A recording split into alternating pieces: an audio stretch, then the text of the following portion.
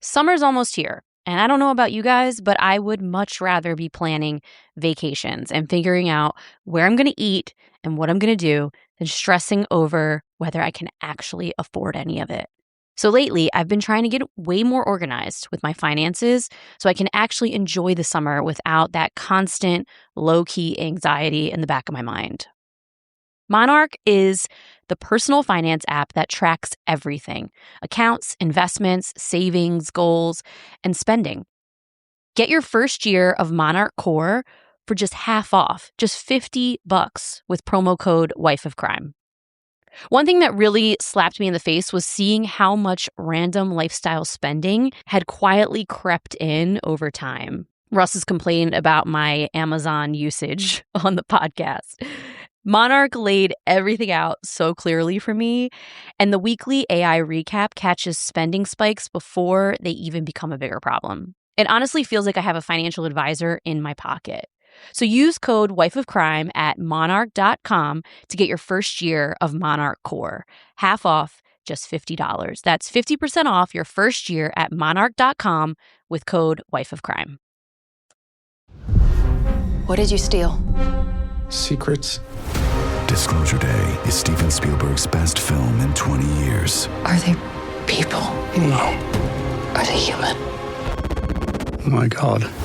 Spielberg does this better than anybody in history. I can see them. They're coming. Disclosure Day. Rated PG-13. Some material may be inappropriate for children under 13. In theaters Friday. Get tickets now. This episode is brought to you by Redfin.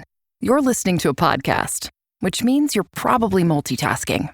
Maybe even scrolling home listings on Redfin, saving homes without expecting to get them.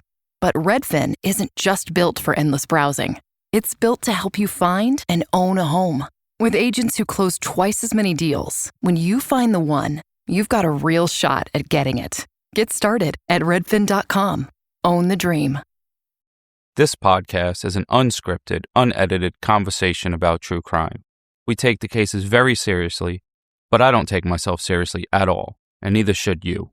Welcome to Wife of Crime. So, Russ, some cases just stick with us.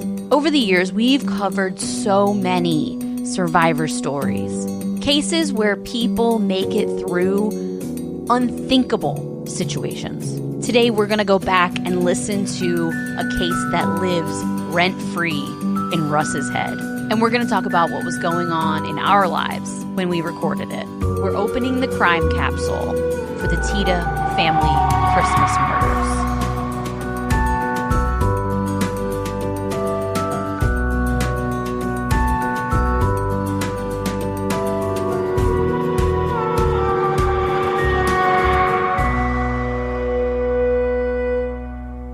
Hello, everyone. Welcome back to Wife of Crime, a true crime podcast where I tell my husband, Russ, true crime stories and he reacts to them.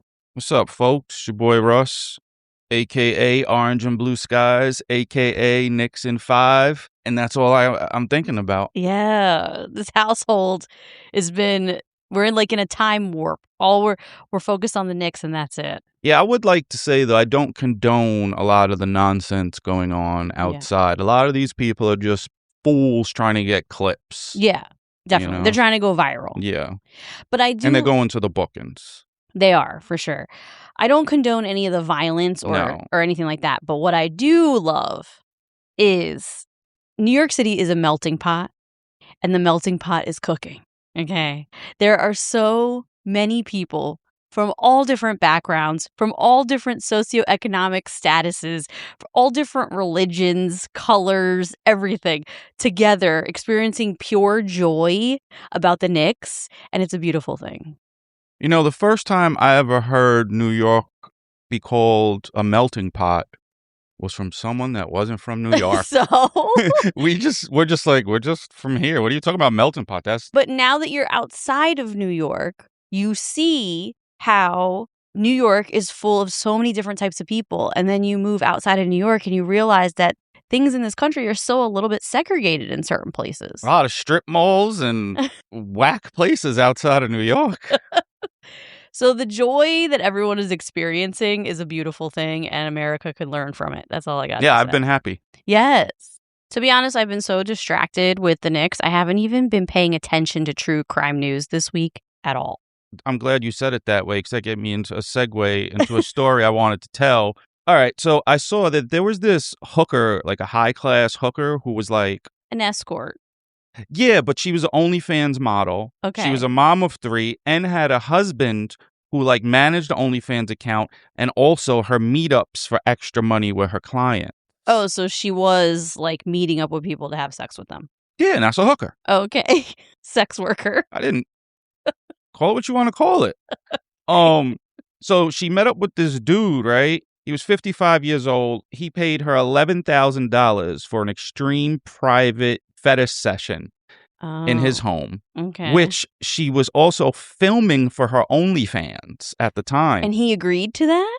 Yeah. Oh, wow. Yeah. So he died. They were doing some like bondage, duct tape over his mouth, head wrapped with saran wrap. Oh, my God. In a plastic bag, and he wasn't able to breathe for about 8 minutes, so he died. Oh, my God. And he was declared brain dead the next day. Wow. But the woman, she called the cops and tried to perform CPR and cooperated with police, and it was consensual, and she was saying it was accidental with no intent to kill. Obviously, she didn't intend to kill him. So then she was first charged with second-degree murder. Mm-hmm. She pleaded guilty to involuntary manslaughter, and then she was sentenced June 8th, 2026, to 4 years in prison. So obviously she was crying and had a meltdown, and Well, yeah. she says, like, I'm sorry, I know it's not enough, and Wow. she seems very distraught. I'm sure she is. I mean, you think about it, she's a high-end escort, OnlyFans model doing this BDSM stuff for her OnlyFans. This dude, he paid for it. This is what he wanted. Yeah, so do you think she should go free? No, you killed somebody. You still got to do something. No, you should not be free. You killed someone. I mean, even she says it's not enough time. Even if you kill someone by mistake, you still did it. I mean, you're in a lifestyle. You're doing something that is risky. You're in a risky lifestyle. She saran wrapped him like a caterpillar.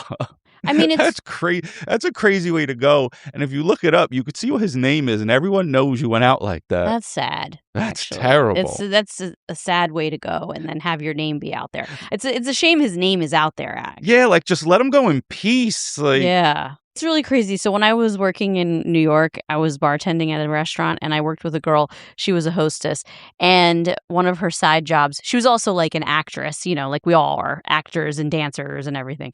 She had another job besides being a hostess at our restaurant, and she worked at a dungeon because, fun fact, in New York City, there's actually a decent amount of dungeons where you can go and you can get like fetishes played out, and you can get stick like a broom up your butt or something. Yeah. So one of the things that she told us was that a lot of her clients that come to the dungeon were finance dudes, like a ton of them. Wow. Pretty much, like they all worked on Wall Street, finance.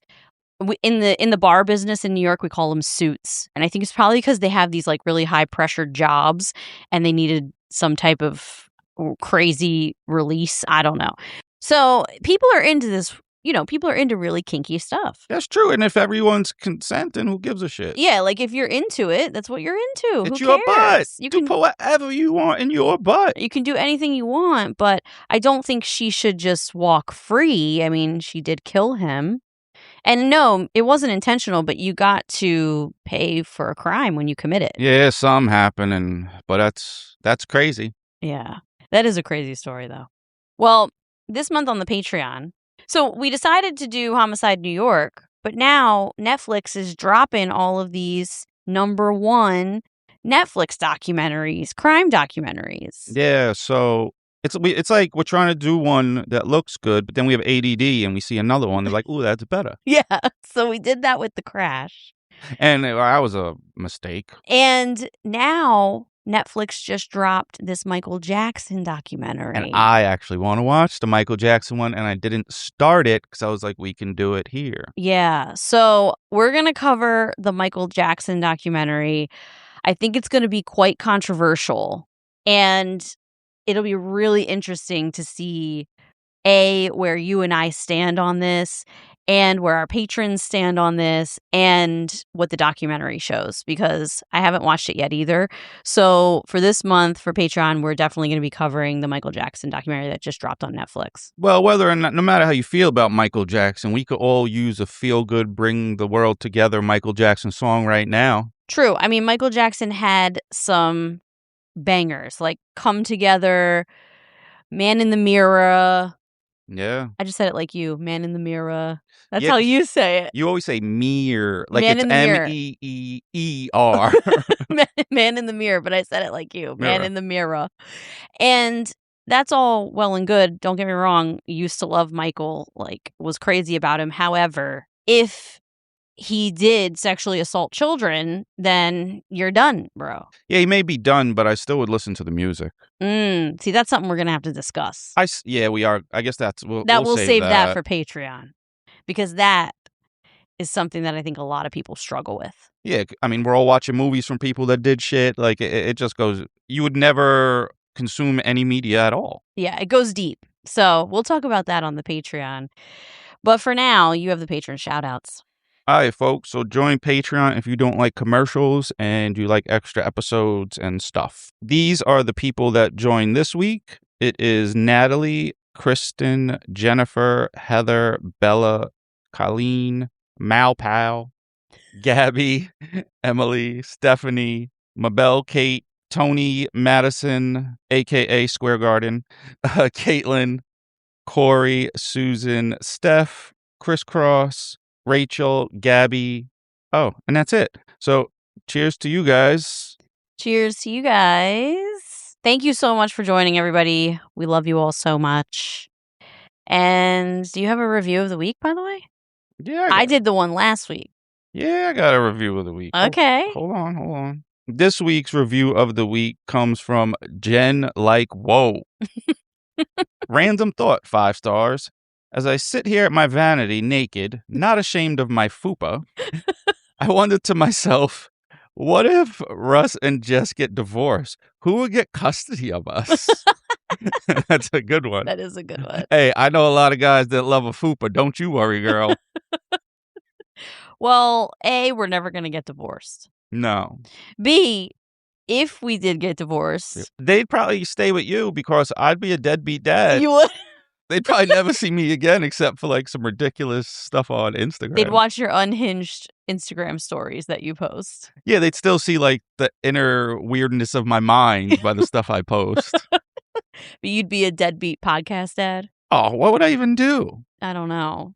You could talk. Yeah. But not me. Yeah, it would be like it would be a running ADD, like jumping to 7 different subjects within 10 minutes. I think I would just be sitting here like, this is stupid. Like, how could I just keep talking to myself? Like, I don't even know what to say. And it would be that over and over and over. I mean, you're the fun parent. I'm the parent that brings us all back down to earth. Jess would turn into like Barbara Walters or Oprah Winfrey if I wasn't here. She'd be super serial. I'm not always super serious. I'm not. Well, I loosened you up, girl. No, I'm not always super serious. I have a lot of fun too. You should see, I go back and forth on people's comment section. I have a fun time doing that. I like to roast people in comments. Sometimes I comment thinking it's me on my own Instagram, but it's wife of crime. It happens. Well, we have a bunch of new listeners because one of our reels went off. The reel that we did on Instagram, Facebook, and TikTok about the crash. Oh, yeah. Where we talked about how she turned to Cash Me Outside. Turned into Cash Me Outside. That reel on Instagram went off. And so we have a ton of new listeners from that reel. And so welcome, everyone. Over the next couple episodes, we are going to bring you like a time capsule, if you will. A crime capsule. Okay. If you will. Marty McFly and Doc. Who are you? I'm Marty. Duh. No, you're definitely Doc. I'm Doc? Yeah, because you're crazy. No, I would be Marty. Doc would be like Doc is like the weird eclectic. Well, maybe I am Doc. No, maybe I'd be Doc because he's the smarter one. Maybe I am Doc You because can't. You Doc couldn't ride is the the hoverboard. mastermind. Yeah, and you couldn't ride the hoverboard. You would fall. I You'd could be like, not. it's so dangerous. I could not ride the hoverboard. That's true. And I'd be out. So we're going to do something we call a crime capsule, where we're going to discuss a case that we've already covered. We're going to listen to it, our coverage of it, and just talk about it. Because And then jump back in after we listen to it and discuss again. Yeah, because the fact is, your girl is overwhelmed. I have a lot going on, and I need to catch up. And I feel like over the last couple months, I've been kind of keeping my head above water. You know, I work full time. I write, I edit, I do pretty much everything for the podcast except Russ's role, which is the Funkle. the Funkle, the fun commentary. I do everything else. And we have our clutch defense business that we're both running. So I really have to catch up behind the scenes. So what we're going to do over the next couple episodes is we are going to go back. We're going to pick our favorite episodes. And we might do this again in the future. You know, we're going to just pick a couple that we really love. We're going to discuss it and then listen to it. Could also do these once we're back to our regularly scheduled stuff as bonus episodes too. Yeah, we little can do extra these. Content. We'll do these as extra bonus episodes too in the future. But right now, you're going to see a couple of them pop up on the feed, and then we'll be back to our regularly scheduled program in a couple weeks. Stay tuned. So this episode, whenever I say, Russ, what is your favorite episode we've ever covered? What do you say? My boy Rolf. You say that every single time. Every time he's my boy. He literally says, my boy Rolf. He's a legend. He's a legend, yes. And I feel like you have the worst memory of all time. Everyone knows that your memory sucks. But of all the episodes, this one lives rent-free in your head for some reason. He was such a hero. He really was such a hero. Yes, and I would really want to tell you guys what he did and how he did it. Mm-hmm. This guy comes back from the dead, basically, and saves the world. You're like itching to tell them. Yeah, so it's a good one. It's probably the only one I remember the people by their name. Because all the other cases, I'm like, oh, you know the lady that did this and the guy did this, but I don't know their name, but I remember like what happened. Yeah. So I think he's probably the only one I know. Yeah, Rolf lives rent-free in your head. And this story is such a epitome of not me, not today. And that's another reason we love it too. Yeah, no quit.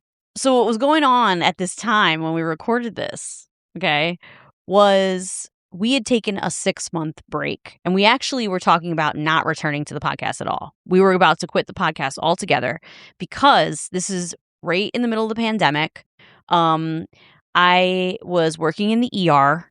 The pandemic was in full swing. It was 2020. Russ and I had the total opposite 2020. So I had a 2020 that was riddled with horror, anxiety, death. I mean, I saw so many people die in 2020. It was horrendous. In my ER, we were fighting for our lives, literally.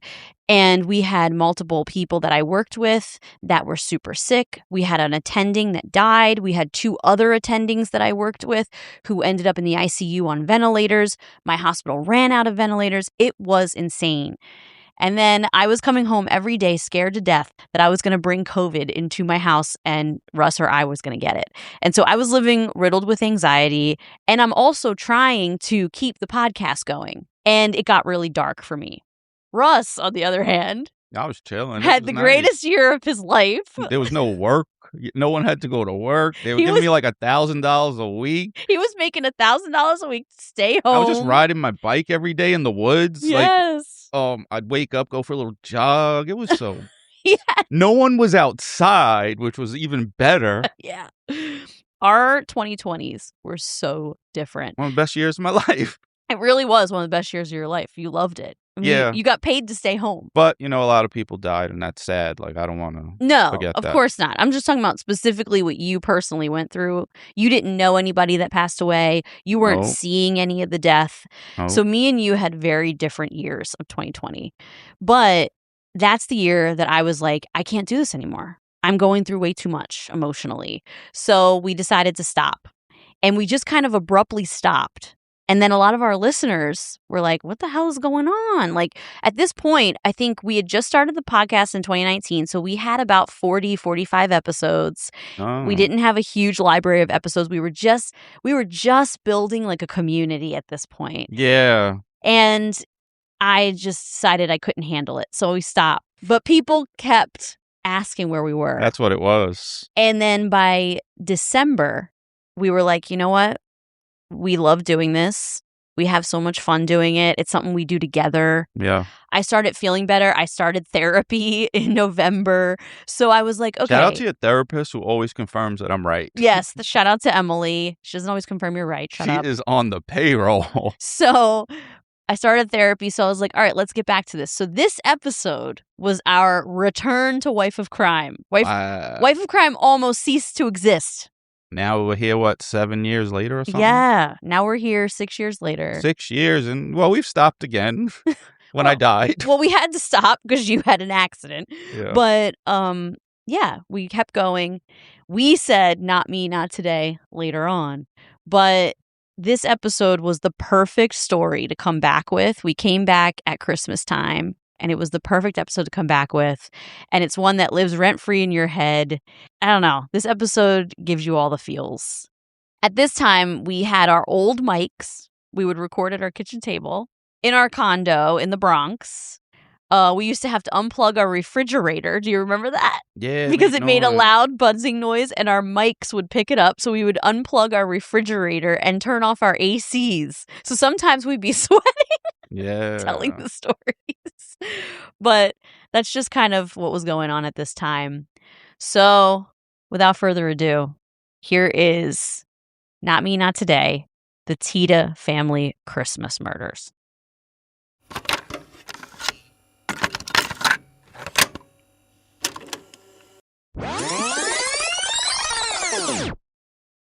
This story that I'm about to tell you could literally be the plot of a movie, like a thriller/scary movie. It's a crazy story. And I first heard about it from, do you know the show that 48 Hours, you probably don't know, but I'm sure people listening know. The show 48 Hours puts out, it's called 48 Hours Live to Tell. No, but I watched 30 for 30. That's on ESPN. Literally nothing to do with anything I'm about to say. They both have minutes. So 48, 30. Okay, well, 48 Hours does Live to Tell, and it is, people who survive crazy things talking about the crimes that they survived. The story is tragic and it's brutal in some parts, but it's also a not me, not today survivor story and a fight for survival that is pretty nuts. So Merry Christmas, everyone. This is the Tiede Family Christmas Murders. Are you ready? Yep. So December 22nd, 1990. Okay, that's where we're going. Kay and Rolf Tiede were a couple from Salt Lake City. And they owned this gorgeous cabin in the mountains Dream. of Oakley, Utah. Yeah, I know. That's like definitely a dream of ours to have a cabin in the woods. Yeah, and I love mountain biking, so I just want to go live in Utah and do outdoor stuff. Well, they owned this cabin in Oakley, Utah, and it was deep. Instead, I live in the Bronx and got to walk through clouds of hookah in the street. Hookah smoke clogs your lungs. So this cabin was deep in the middle of nowhere, like super deep in the middle of nowhere. It's a place where the family honestly, truly cherished it. They used to spend holidays and birthdays and tons of special occasions in this cabin. And it was something that meant a lot to them. And it wasn't just the immediate family. It was also extended family. So like aunts, uncles, cousins, they would all come and spend holidays there. It was really cool. They decided to spend Christmas at the Tiede cabin. This cabin was so deep in the mountains that in the winter, you couldn't even get to it by car. They had to park at the bottom of a 2-mile drive away and take snowmobiles up to the cabin. Oh, I'm out. That cabin sucked. No, they loved it because it was so secluded. It was cold. So they decided to spend Christmas in the cabin, and Rolf and Kay they went a week ahead of time and decorated the whole cabin and prepared it for their 2 teenage daughters and their extended family to come. They even put presents under the tree. They were super excited. So earlier in the day, on December 22nd, the family decided to stop in town to grab some food and drinks for their stay. And then they would head to the cabin. So Kay and her mom, Beth, and one of their teenage daughters, Lene, they finished the shopping a little earlier and decided to go up to the cabin first. So the 3 ladies pulled up with all their bags of food and drinks, and Lene, unfortunately, wasn't wearing any gloves. So she begged her mom, "Mom, can I just run inside really quick? My hands are freezing before I pick up all these bags and bring them in." And her mom was like, "Okay, no problem." So she ran inside, and when she did, she kind of saw this gray shadow like out of the corner of her eye, and she thought that it was maybe one of her cousins that ran and hid from her because her cousins were all going to be coming there too. Yeah. So she just thought, it was one of them. So she started laughing and walked into the kitchen towards the fridge where she saw this shadow. Now, is this I'm wondering, I always think it could be a squatter in a cabin that people don't go to a lot. Like, It could be. people don't see lights on in a house and they're like, well, I guess I'm just going to live there. Well, she's 16. All her cousins are on their way anyway, so she doesn't even think about that. She just assumes it's one of her family members. So she walks over to the fridge to where she saw the shadow, and all of a sudden, a man with a gray sweatshirt and frizzy hair jumps out with a gun pointed at her. She was terrified. Within a few seconds, Kay and Beth, her mother and grandmother, walk through the door carrying all their bags of food and drinks. And as soon as they do, another man pops out. He's wearing Coke bottle glasses, and he has a gun pointed directly at Kay. She immediately drops all her bags, and she starts, she's so confused, she starts begging him. She's like, "I don't know what you're doing here, but I'll do whatever you want. Just don't hurt us. I'll do anything you want." Yeah. And before she could even finish speaking, without hesitation, he shoots her. That's the no hesitation is crazy. That means they didn't want anything but to kill you. Then, after she falls to the ground... And they probably didn't look threatening because they're a couple women. Yeah. 3 women. 3 women. She falls to the ground, and then immediately he points the gun at Beth, Lene's grandmother, and shoots her in the head. Beth falls to the ground, and Lene watches her grandmother gasp for air and then die right in front of her. And Lene is in total shock. She's just standing there staring at her mother and grandmother in a pool of blood, and she doesn't even know what to do. She's just in shock. But all of a sudden, she feels like this cold, round thing pressed against her back and realizes that the gun is now pushed up against her.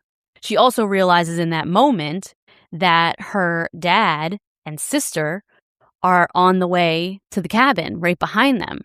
Her sister's name is Trisha, and, dad and sister, because not everybody can fit on these snowmobiles, so dad and sister were on a different snowmobile, and they were heading towards the cabin, too. That could be good, but it could be bad. I feel like in Utah, they probably have looser gun laws. Probably. Pops might be packing. That's true. Well, imagine her inner battle that she must have had. She wants so badly to run outside and warn them or stop them from coming. She can't run outside. But then she can't because she has a gun pressed against her, and she just watched these men kill her mother and grandmother, with no hesitation. I'm just curious. I can't ask too many questions because then, it'll ruin the next part. What are they doing in the house? Were they waiting for them, or they just were living there like some hobos? I'll get to that later. So now Lene's mind is going a mile a minute, and she starts to try to plan her next steps, right? She knew there was a car in the garage. Now, granted, like I said, you can't really drive in this much snow, but she knows a car is down there. And she tries to convince the guys to go down into the car in the garage and says, you can use the car. You can get out of here. Just take the car. So they walk down towards the garage. She tells them there's the keys under the mat of the car. And, they're for it. So they walk down with her. And she's just trying to get them to leave pretty much before her sister and dad get there. It's the only thing that she can try to do right now to save her and her family. So the 3 of them head down to the garage. And then they hear snowmobiles echoing outside as they approach the cabin. And Lene says that in this moment, her heart just sunk because she knew that her family is in danger. So the man holding the gun on Lene starts to tie her up. And as he's doing so, the other man puts a ski mask on and then opens the garage door and confronts Rolf and Trish. So now all of them are in the garage at this point, and Lene and her dad lock eyes. And she says that it was like an unspoken language between them. Like, she's staring at her dad, they locked eyes, and she said she swears that her dad just could read her mind. And she's saying, you know, something bad happened to mom and grandma. And he starts to get really anxious and worried. Yeah, you could tell when someone looks at you like things are really bad. Something's going on. So the men asked Rolf if he had any money. So he reached in his pockets, he emptied everything on the ground, and he's like, hey, this is everything I have. Take it. Take anything you want. You can take anything from the cabin. I don't care. Just, this is everything. Just don't hurt my family. They're not money motivated. Yeah, exactly. So the man tying up Lene yells at the other dude and says, shoot this motherfucker. To shoot the dad, right? But the guy he was yelling at, the other bad guy, he refuses to shoot him. So the guy who's barking orders at the other one holds up his gun and he points it at Rolf. Click. It doesn't shoot. Again, click. It doesn't shoot. He was out of bullets. No. Third time, click. Boom, he shoots him in the head. So the two girls just watched their mother, their grandmother, and now their father. Oh my God, that's even worse. Okay. Because, like, you think, like, oh, he's out of bullets. You're kind of relieved. And then I would have been talking shit. I'm like, you're out of bullets, bitch. And then he would have shot the shit out of me. Yeah, well, the girls immediately start sobbing and just begging for their lives. And the men frantically look around because now they're trying to figure out, okay, what do we need to do? Like, they're starting to get frantic. Like, what's our next step? What's our next move? More people could be coming. Maybe they're thinking. So they grab all these gas cans because the family kept gas cans in the garage because they always had to keep the snowmobiles gassed up. So they had a lot of gas in the garage. And they grabbed all these gas cans and start dousing the whole house with gasoline, right? They doused the bodies, the house, everything. And they're just forcing the women at gunpoint, or the two girls at gunpoint, to like follow them around. So they decide to burn the cabin because it's the only way they can burn like some evidence. As they're like going around the house and dousing everything with gasoline, Lene says, she seems very observant, by the way, based on the interviews I watched with her. She notices that there is half-eaten food on the countertop. Like, as they're walking through the kitchen, she's realizing, okay, there's half-eaten food on the countertop. Then she looks over and realizes, they've been there. Oh, our presents are opened under the tree. They opened all of our presents. And then she like realizes, oh, there's blankets. Like, the bed is not made. It's like someone was sleeping in it. I wonder when they put the presents there, because that's how you could kind of estimate how long the guy's been there. No, they put it there like a week ahead of time. So the guys haven't been living there all year. They might have been there about a week. Yeah. So she starts to put together the fact that they'd been staying there in their cabin for the last, few days or a week. So as soon as the men light a match, they force the girls to run outside and get on the snowmobiles. They hold each girl at gunpoint. So one girl gets on one snowmobile with a guy with a gun behind her. The other girl gets on the other one with a guy with a gun behind her. Okay. And they force the girls to ride the snowmobiles down the mountain. So they have to drive off with these two men at gunpoint while their family is dead, and their cabin is burning to the ground. Yes. Okay. Like, I have chills right now. So Trisha says as she's riding down the mountain, she thinks about running the snowmobile into a tree. Because she's like, at this point, I just want to, I want to kill him. Like, I want to get him off the wheel. I want to just run it into a tree and pray that he flies. 50-50 chance. Yeah, like, why One of us not? might make it, and it might not be him. He might break his arm. Yeah. And then I'm just going to torture him nonstop. But then she thinks, my sister is right there. My sister has this guy pointing a gun at her. They just killed our family. Like, I don't want my sister out of my sight. I'm not leaving her for anything. Right, I've lost everybody. Maybe the sister would get the cue. Tree time. Well, they're both just focusing on getting to the bottom of the mountain to the car. And they're just focusing on watching each other and protecting each other. Because they're all each other has left at this point. Very understandable. Summer always makes me rethink what I'm reaching for every single day. The second it gets hot out, I stop caring about anything stiff, uncomfortable, or overly complicated and start gravitating towards things that feel good and airy. Light fabrics, neutral colors, things that look effortless but still make you feel put together. So that's why I keep coming back to Quince. They have really elevated basics that somehow feel luxurious without feeling fussy and overstimulating.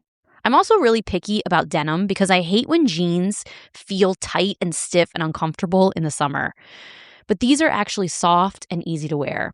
Plus, their organic cotton sweaters are perfect for those random cool summer nights. Everything from Quince just feels high-end. But the reason is that they cut out the middleman and work directly with ethical factories, so the prices are actually reasonable. People don't realize that Quince doesn't just have clothes either. They have bedding, home essentials, kitchen stuff, all the things that make your everyday life feel more elevated without being over the top. Over the last few weeks, my Quince linen set has basically become my summer uniform because it's so incredibly comfortable. So elevate your summer wardrobe today. Go to quince.com/wifeofcrime for free shipping on your order and 365-day returns. Now available in Canada too. That's QUINCE.com/wifeofcrime for free shipping and 365-day returns. Quince.com/wifeofcrime. This episode is sponsored by BetterHelp. You know, summer always feels like it's supposed to be this magical reset. Like the second the weather changes and gets nice, we're all supposed to suddenly become the best version of ourselves. We're supposed to travel, make memories, get outside more, see friends, stay productive, but somehow relax. And every single summer, I go into it thinking, this is going to be the summer I really slow down and enjoy life. And then suddenly it's August, and I'm exhausted, overcommitted, and wondering where the time even went. One thing I've realized over the years is if I don't make time for myself, summer starts running me instead of me actually enjoying it. BetterHelp has over 30,000 therapists worldwide and has served more than 6 million people globally. Sometimes you need somebody outside your everyday life to help you figure out what you actually need instead of just trying to keep everybody else happy all the time. So remember, you don't have to say yes to everything this summer. Find support in therapy. Sign up and get 10% off at betterhelp.com/wifeofcrime1. That's betterhelp.com/wifeofcrime1.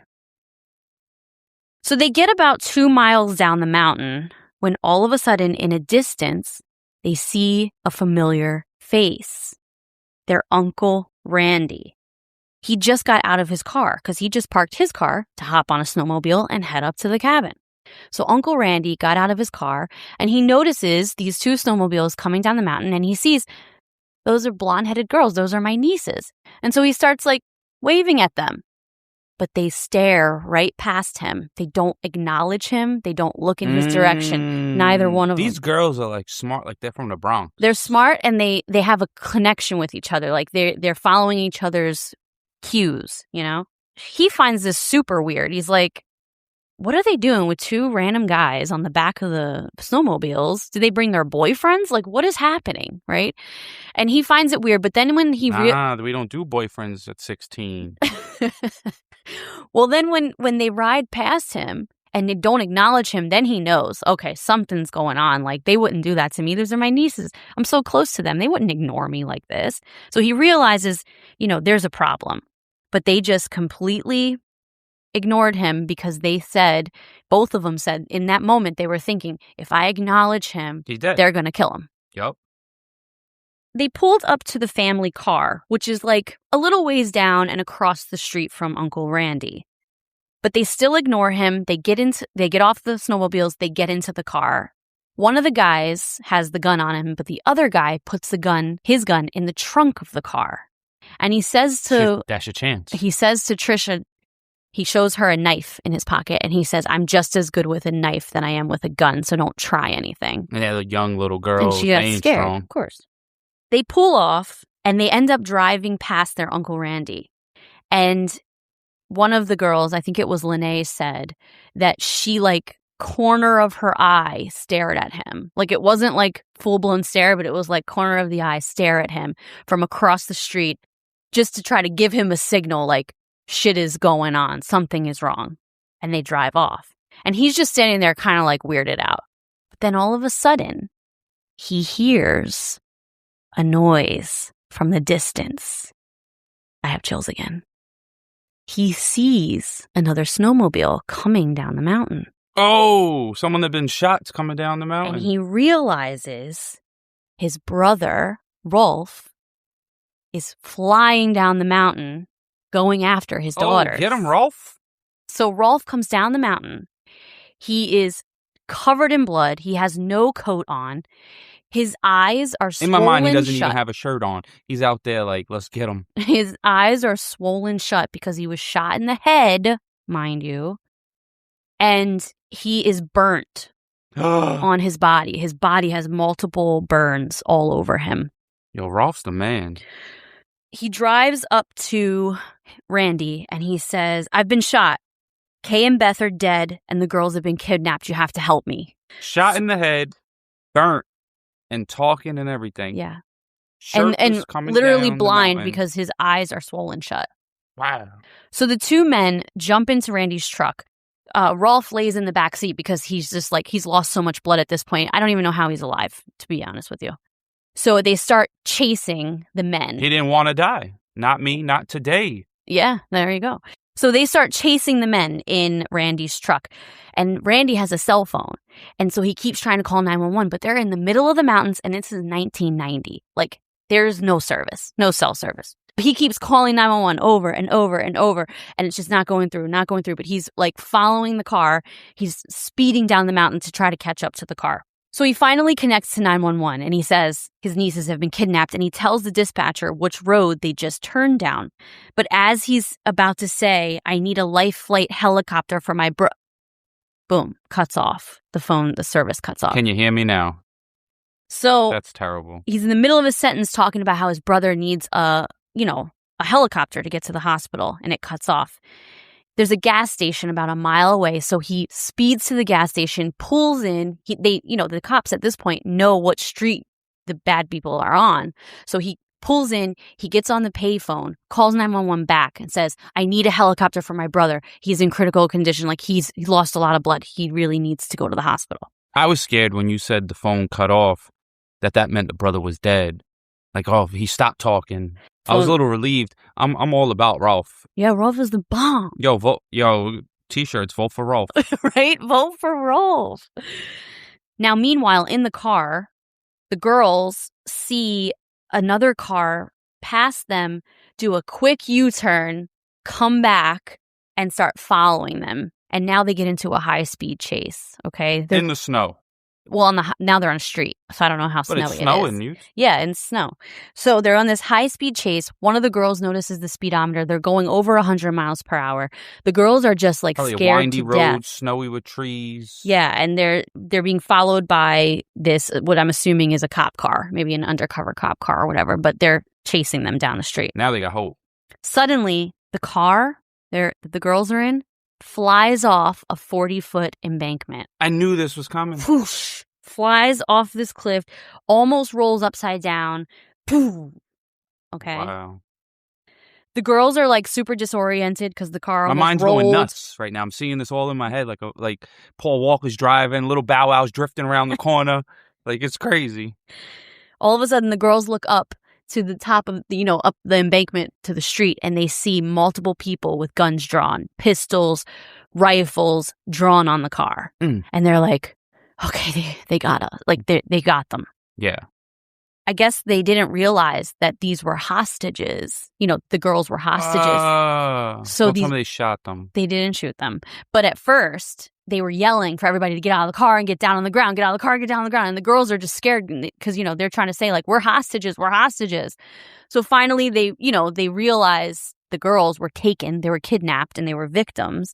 So they grab the girls, they take them out of there, and they force the two men on the ground. One of the girls, Lene, says that when the guys were laying on the ground, it's like all that anger came out of everything that she just experienced. And she's like, shoot him, kill him. That's right. They just killed my whole family. They just killed my mother in front of me. They just killed my grandmother in front of me. They killed my father, because the girls don't know their father's alive. They killed my father. Shoot them. But they don't. They apprehend them and take them into custody. So meanwhile, in the helicopter, Rolf is stabilized by paramedics, and he arrives to the hospital and he gets sent to the ICU. He's like in super critical condition. He needs multiple blood transfusions. He is not doing well. Even though he blazed down the mountain or whatever. In my mind, it was a mountain. It is a mountain, yeah. And on the snowmobile. On the snowmobile, bleeding. Burnt. Like Rambo with a bandana tied around his head. That's what you imagine, right? That's what I imagine too. And he had mad muscles. So the girls get to their Uncle Randy and they find out that their dad is alive. And their dad becomes like a real life hero for them. Because if you think about it, like Randy was kind of confused about the whole situation. He's like, I don't know who these guys are. I don't know who these girls are. He was a little hesitant. And it wasn't until he saw his brother, flying down the mountain that he like jumped on it and really made moves. But all the hesitation that he did, they could have been way far away. These girls could have been taken God knows where. So now they all rush to the hospital to be with their dad. Okay. And Rolf later tells the girls that not only was he shot in the head, but they had covered him in gasoline and he was on fire, but he came to, got himself off the ground. He ran into the shower. While on fire, ripped off his snowsuit because he was wearing a snowsuit. Told you he didn't have a shirt on. He might have had it on underneath, but ripped off his snowsuit. He had like bits of the snowsuit stuck to his burnt skin. Jumped onto the damn snowmobile and chased them. He had lost so much blood that they were just, even the people at the hospital were like, it's a miracle. Yeah, but he didn't need that much blood because he's a gangster. So the police get the family members to the hospital and they now need to go and preserve the crime scene. And they need to investigate, what this was, what these guys were doing, what's going on here.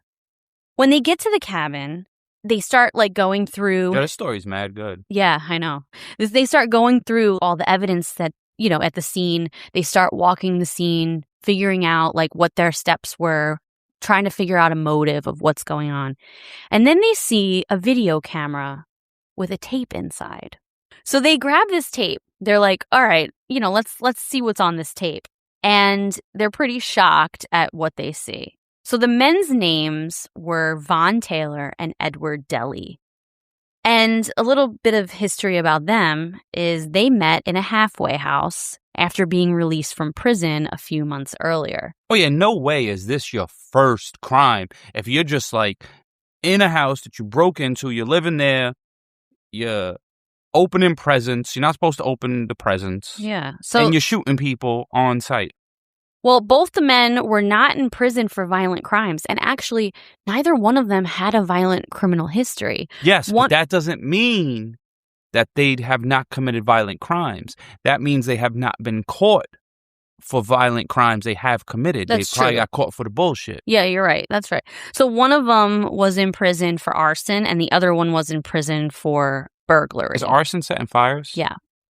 And the other one was in prison for burglary. Ain't nobody got time for that. So they decided to... Russ, I can't. Sweet I Brown. love Sweet That's Brown, Sweet though. Brown. I do. I love her. I got bronchitis. I love Sweet Brown. Oh, this is going to get us a 1-star. I mean... Russ off topic again. No one can get mad about mentioning Sweet Brown. She's the best. Sweet Brown. Look her up on YouTube. I wish she could be a guest on Ain't the nobody podcast. got time for that. Very funny. Oh, I don't know if everyone knows this, she was also on Jerry Springer in the audience and showed her boobs for beads. It's out there.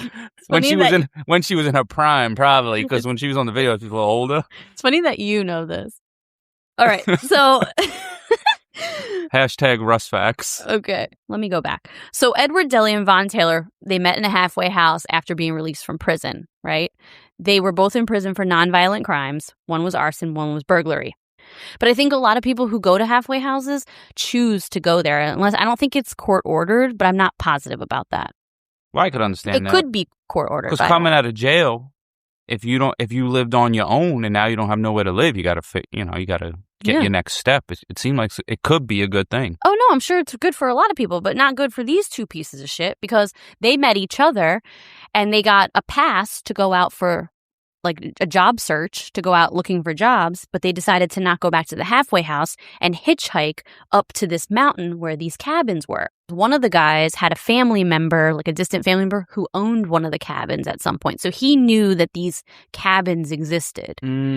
So he was like, let's go up there. We'll break into these cabins. We'll cabin hop a little bit. And they're probably vacation cabins. They're usually empty. Yes, exactly. So they knew that they weren't probably going to get caught.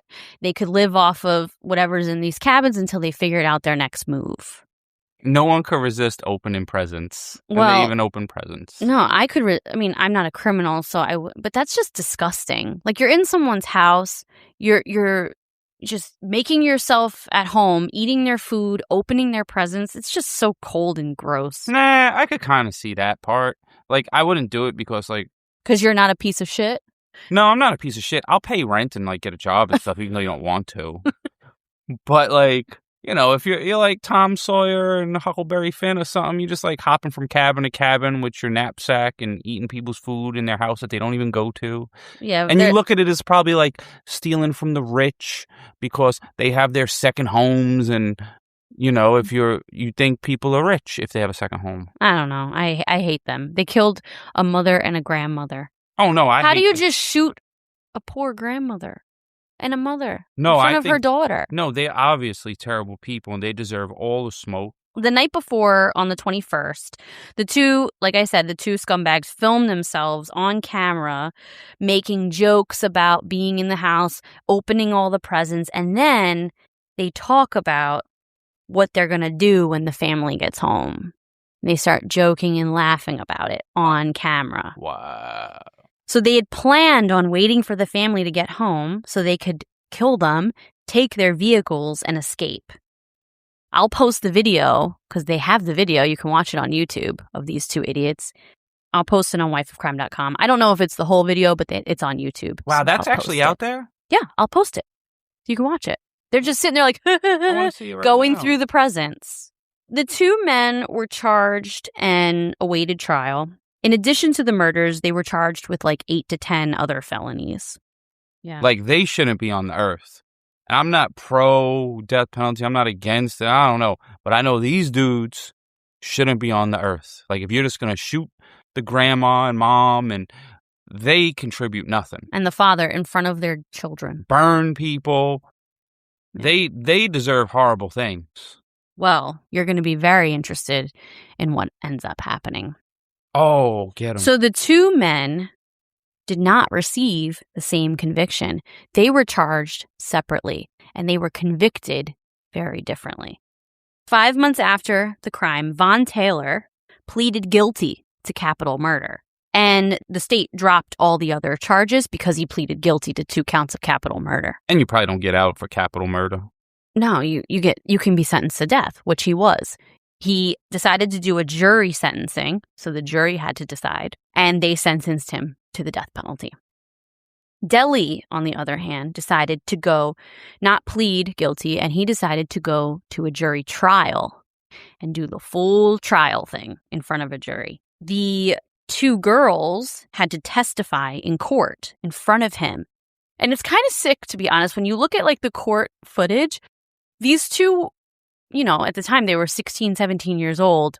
They had to play out the entire scene in front of their perpetrator and the jury. They had to hold up the gun and show how the men were pointing the gun at their mother and grandmother. For lack of a better term, these some badass bitches, though. Like, they're just out there, like, they were, like, she thought about running into the tree. They're giving the dad the look. The uncle, he's mediocre. Oh, but, like, Uncle Randy. Uncle Randy still helped a little. No, he helped a lot. No, he Poor guy. He probably was a little scared. Give him credit. But these are some badass girls. I shouldn't have said bitches. You know. No, they are badass. Whatever. Don't cancel Russ. They are. So they had to testify in court in front of their perpetrator and the jury. I meant that in a good way. Like, I know what you meant. In a good way. Edward Deli's lawyer during the trial argued that he although involved, didn't do any of the actual shooting. But all of a sudden, they call Rolf Tiede as a witness. Came in with his shirt off. And he comes down the aisle, and obviously Deli The story got me hyped. didn't know that he was still alive. That's right. And so Ralph Tiede testifies that, yes, in fact, he rode through the courtroom, down the aisle in a snowmobile, took his shirt off, took the stand, like, and got not this dude. me, not today, Yes. you. He got him convicted. So even though, he testified to the fact that Deli did, in fact, pull the trigger and attempt to murder him. Yeah. So he should be also getting a murder charge. Because of one juror out of the 12, he was convicted to second-degree murder, which does not qualify for a death sentence in Utah, and he was sentenced to life in prison. I'm sure that the juror probably doesn't like the death penalty and doesn't want anybody to be sentenced to death. People have very strong opinions about that. So Yeah, but there's certain people that in life, they don't add nothing to life. They're only taking, and this person's taking in a very bad way. They're not contributing to society. They were obviously trying to steal these little girls, to rape these little girls and shit. They don't deserve to be on the earth. And I'm not even pro death penalty. Maybe if someone just throws them in a fiend and put them to sleep, I don't care who does it or if it's legal. Street justice them, do them Bible style, stone them to death. It don't have to be legit. Well, so one of them was sentenced to death, one of them was sentenced to life, but they both were put away. And the family now had to emotionally heal. And it took years for them to heal and rebuild, emotionally, but they decided to rebuild their cabin. Oh, and they decided to keep it in the family. Oh and they my decided God. to have it as a place where their family could continue to go and celebrate all the wonderful times they had with their mom and their grandmother. And, just it was their way of healing from this terrible situation. That's crazy. So Rolf Tiede died from cancer in 2008. R.I.P. Rolf, top 5 gangster of all time. He was surrounded by his daughters and grandchildren when he died. And the two girls grew up and married and had kids. I wonder how old he was. Hope he made it to a good age. Yeah, hopefully. I don't know how Well, old if he was a dad in 1990. So 2008, that's 2000, that's 18 18 years. years. Hopefully you made it a good age. Yeah. Since 2020 is the worst year of all time and bearer of terrible news, this is super on trend for this crappy year. In March, Von Taylor's death sentence was converted and overturned by a federal judge. And it was overturned to a life sentence, or overturned and converted to a life sentence, because the federal judge, after multiple appeals, says that at the time, Von Taylor had inadequate counsel. He had a public defender defending him, and apparently the public defender didn't do a good job. Shout out to you, public defender. He might have tried to sandbag this Hell because... Yeah. That'd be me. Yeah. I'd show up late, like employees showing up with Dunkin' Donuts coffee 20 minutes late. Oh, I was supposed to be here on time, but I had time to pick up this coffee and donuts. Shout out to my terrible employees that used to do that. So, unfortunately, he spent 30 years on death row, but now he is serving a life sentence in the Utah prison. And now what happened probably was it wasn't publicized like that. So had he went in jail right away, he would have got the smoke probably in jail. You're stealing little girls. But now he's probably just an old timer in jail, relaxed, having a Because he's been on death row for 30 years. Yeah. Yo, if you guys are in jail with him, beat him up. Now, I'll send you a calling card. This No, for real. Check Russ the Profiler on Instagram. If you give him the smoke, I'll send you a $10 calling card. So now this part of the story is pretty interesting. Later in life, Lene, the daughter who watched her mother and grandmother be shot, she received a letter from Edward Deli. he wrote her a letter, and she received this letter that he had written, and it was like pages long, I don't even want to hear it. asking for forgiveness, talking about how he, how If he was found Jesus, I'm going to lose my I don't know if shit. he found Jesus or not, but the point is that it took her 9 years to actually read the letter in full, because she would read part of it and then stop. And then finally, she decided for herself to let go of all of this anger and resentment, that she would forgive him for what he did. And she said that it helped her move forward. It helped her stop being so closed off emotionally against people. And then she ended up getting married and having children after that.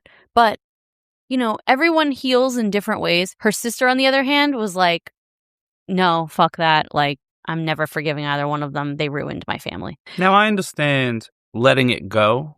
Mm-hmm. Maybe that's her way of saying she let it go, by saying she forgived him. Like, I'm going to let go of the anger, but if I ever had the chance, I would put this knife right in your head. Yeah, maybe. So that is the story of the Tiede family Christmas murders. And it's a crazy story. Yo, that was the best one yet. That one had me hyped. You've said that like about 5 different episodes.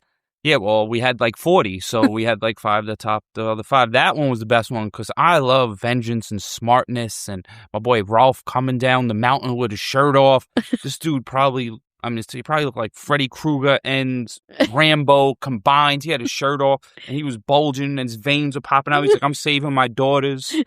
Like, and then the daughter wanted to run into the tree, and that's what I was thinking. Yeah. But you also see her point of like, I don't want my sister out of my sight. I got my other sister, so maybe I could try to help her. So they were smart. They were, you know what that was? That was good genes. They was cut from Rolf's cloth. That's true, yeah. And they had the same smarts genes and will to live. The brother, you're all right. You probably should have. Uncle Randy, leave him alone. A good thing Uncle Randy didn't chase them right away. And the pops came down, because then he really knew, and then that probably motivated him. Yeah. You know what I was thinking, though? What? So I wonder how much the house was on fire. Like, because he left the house while his other relatives were in the house. That's so crazy. I wonder if he checked them to look if they were dead, or he went right after the daughters. And the cops say that at the crime scene, when they walked into the garage, so I don't know how much it must have burnt, because when they got into the garage, they saw a puddle of blood where Rolf clearly was bleeding from his head, and then they saw a blood handprint across the wall from where he was holding onto the wall walking. He probably was so weak to hold himself up, but still pulled through the snow and got on the snowmobile. Yeah. Crazy story. Much respect. I know.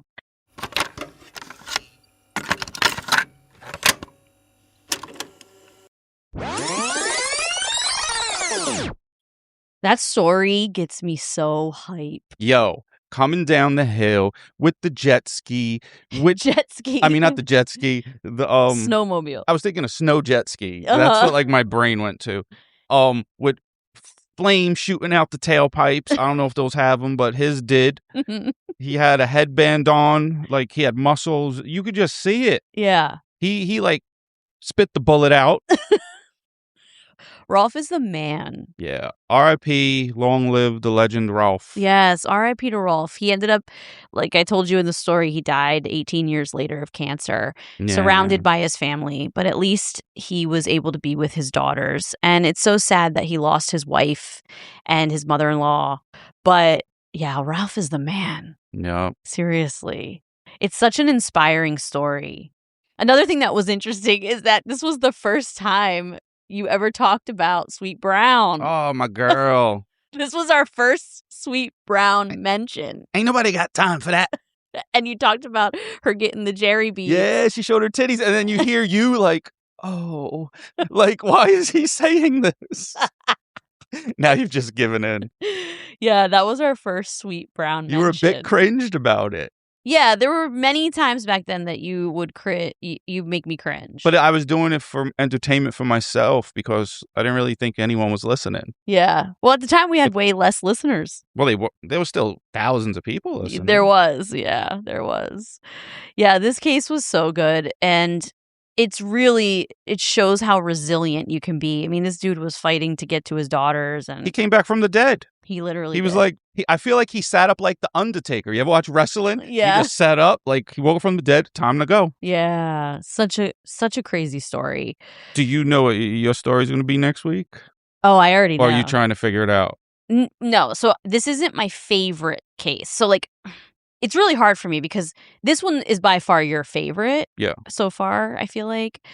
But the one I'm going to pick, it's not necessarily my favorite, but it's one that I think about all the time. Oh, okay. I'm not telling you guys what it is. No, You'll have all to right, find we'll out. see. You'll stay tuned for next week, and we'll talk about it next week. But yeah, it's one that left a huge impression on me. I'm curious now. Mm. I'll never get it. You'll never get it, but It'll- you'll find out next week. Yeah, I'll probably be listening to it and be like, oh, I never heard that before. That's a good one. It's not true. You'll remember it as soon as I say it. All right. But yeah, that'll be mine next week. All right, everybody. Have a wonderful week. Thank you so much for tuning back in. Check us out on Instagram at Wife of Crime Pod, Facebook at Wife of Crime, the Crime Family, clutchdefenseco.com. To keep your family alive. If you want to stay alive, remember Nixon 5. Yes. And I'm out. Nixon 5. Have a wonderful week. We'll talk to you later. Bye.